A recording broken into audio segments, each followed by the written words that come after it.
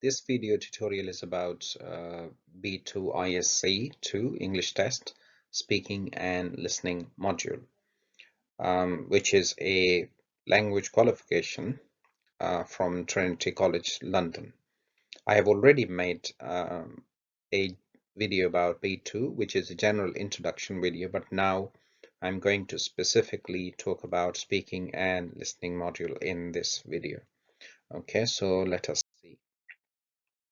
As I mentioned in my introduction video, format of speaking and listening module is right here in front of you.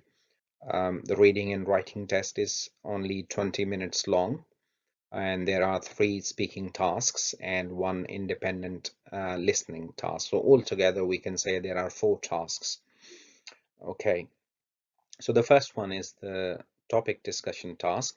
The second one is collaborative task, and the third one is conversation task. So these are typically speaking activities, but obviously when you speak, you listen as well. Okay, and this one, which is one independent listening task, is that classical listening activity in which the examiner plays recording for you and asks you to engage with that recording or the audio. So what I'm going to do is I'm going to take every single of these activities and explain them in detail in my coming videos, slides, sorry. So the first one is the task 1, which is topic discussion task. Okay, now you must remember that for this test, you have to prepare a topic before you go into the examination room.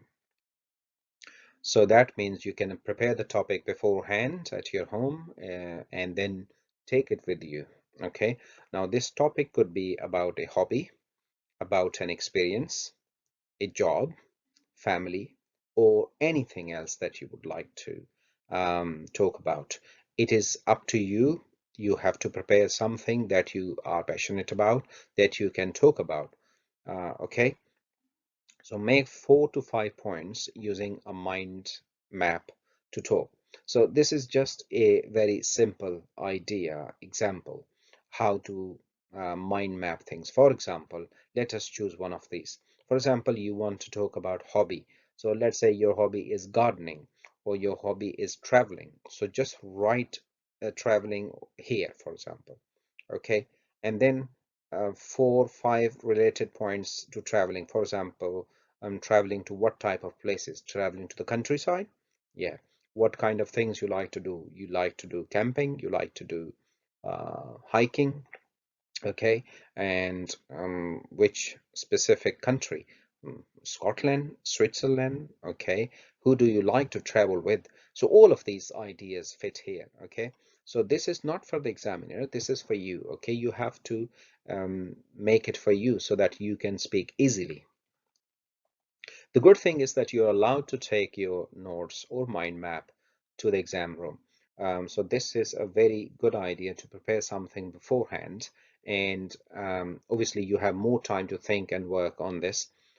So you can take them with you so that you can speak on those points. Do not memorize. Just remember points to talk about.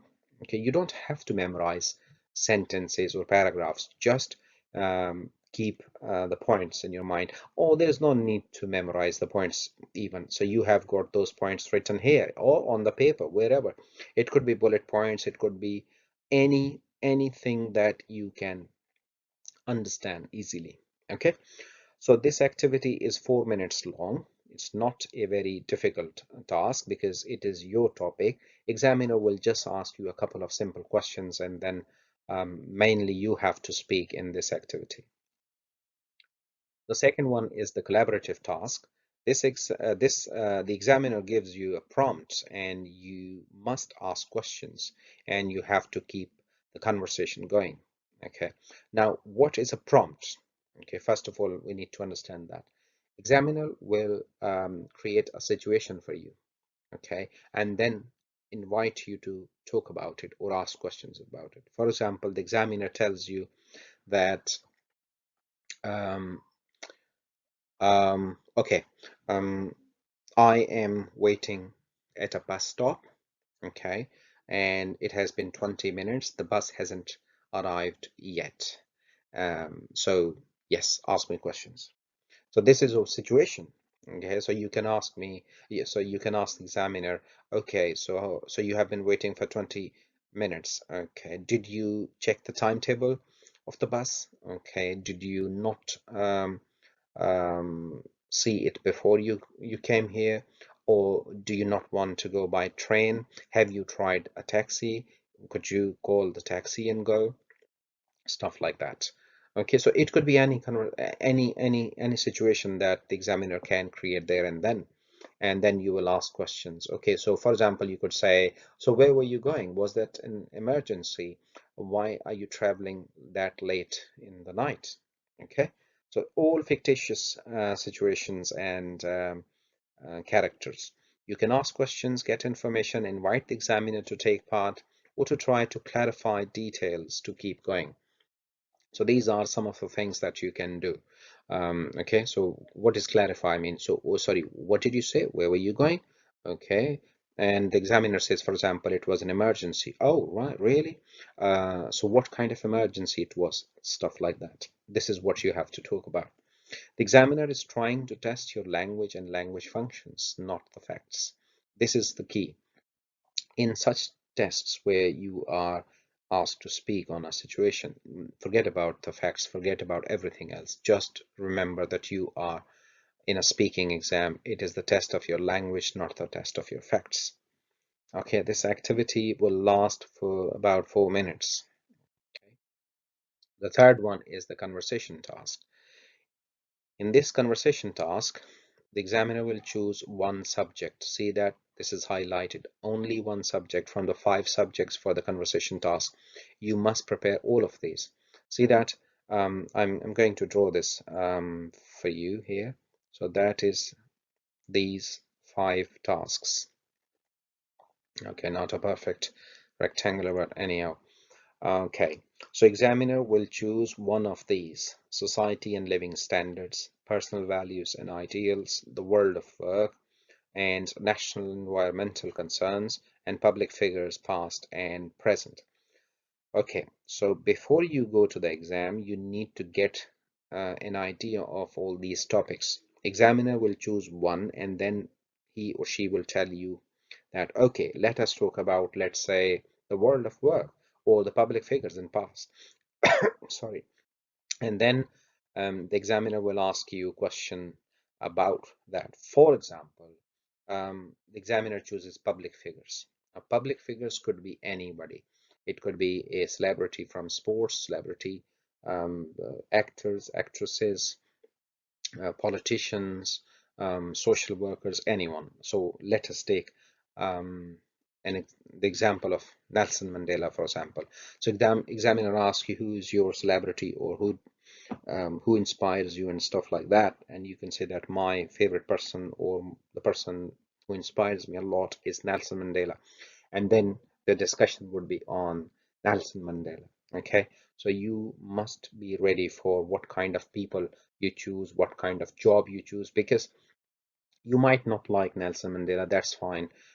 So it's not about your likes and dislikes, it's about choosing a topic that you are comfortable to talk about. Okay, you must listen carefully, ask questions, and if needed, ask for any clarification during conversation. If you don't understand, don't answer. That's the key.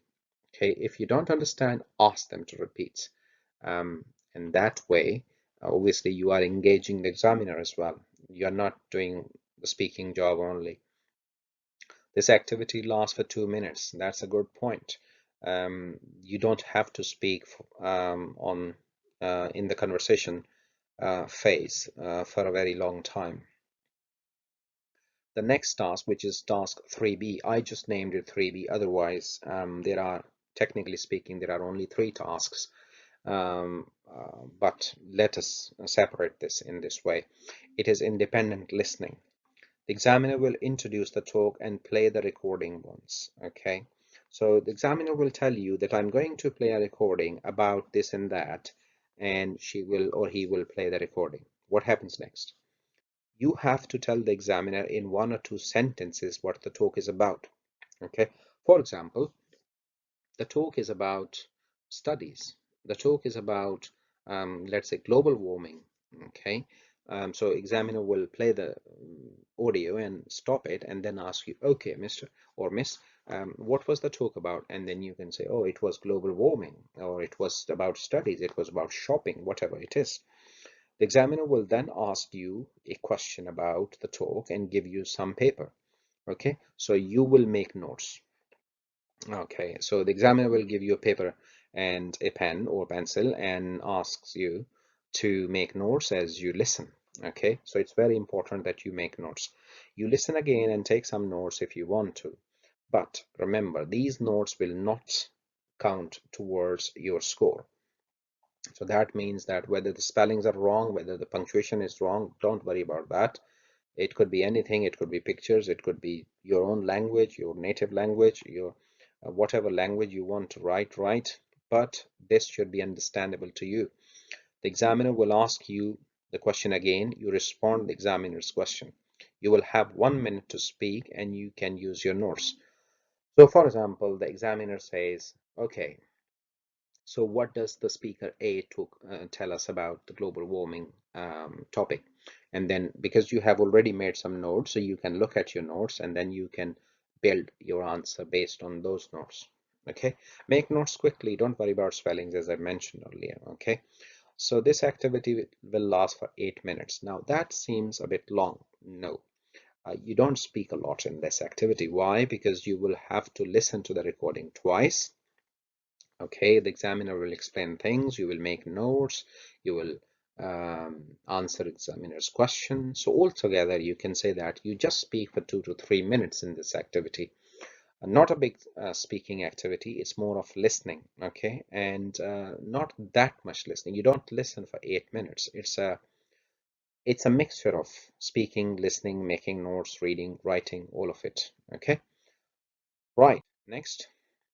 What language functions are tested in this whole speaking and listening activity? Language functions mean certain language features that you must use during this test. For example, initiating and maintaining the conversation. Initiate means to start the conversation and to keep going. Sorry. So you can use something like that. What do you think? I mean, you're asking the examiner, obviously, what's your take on this? What's your point of view? So that will keep the conversation going. Expressing and expanding ideas and opinions. So for that, you can use this type of expressions. On the other hand, okay, similarly, highlighting and advantages and disadvantages of something. So for example, if you're talking about something, advantages of something, then you should talk about its negatives or disadvantages. For example, you could say besides, equally, and words like that. Speculating means guessing. I guess so, hope so, I imagine, it is most likely. Giving advice, you should, if I were you, have you thought about, okay, this and that. So these are the ones that are in the bracket are the ones that you need to use. Expressing agreement and disagreement. If you agree with the examiner, you say, oh yes, I agree, definitely that's the way. If you don't agree, you say, oh, I'm afraid I won't agree with you, or I'm afraid I don't think so, I may differ. Eliciting further information. When you want to get further information, when you want to expand on further information, you say furthermore, anyhow, moreover. Establishing common grounds. When you see things eye to eye with the examiner, or it's another way of saying agreeing. So you could say, yeah, I can see that, surely, absolutely, when you are on the same ground. So these are some of the expressions that are in the bracket that you have to use, and this is what the examiner is actually testing when the examiner asks you to either speak or listen. Okay. A final word. A trained ear will never put you in trouble. That's a quote, and it is very, very important. Okay. You must listen very carefully before you answer. And if your ears are trained, means if you have good listening skills, then obviously there shouldn't be any problem at all. Listen carefully. If doubt, ask questions, ask for clarifications, and then answer. Don't um, answer in doubt. Okay, so that was it. I hope it was helpful.